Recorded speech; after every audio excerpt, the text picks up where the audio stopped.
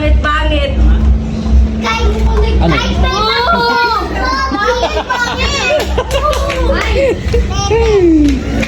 Ikaw maraming pera kami, pero kami wala. At pasal babayad kami ng mga utang kayo hindi. Narinig ko sa away ng mga magulang nyo, wala na kayong pangkain. Kaya nag-aaway sila pamasahe sa pag-ano ng...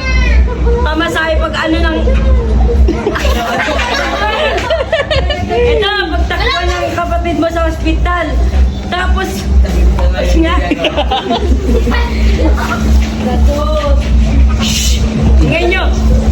Tingnan nyo nag-aaway mga magulang mo sa pamasahe ng kapatid mo. Kaya wala kayong pera, wala na kayong pamili ng pagkain. Tignan mo sarili mo, sobrang payat-payat mo kasi wala kang makain sa mga bahay nyo. Kaya makain kayo dito sa amin kasi wala kayong makain. Kumakain ako ng marami, kaso nga lang, bayad pa rin ako. Ikaw, kumakain ka ng 10 times.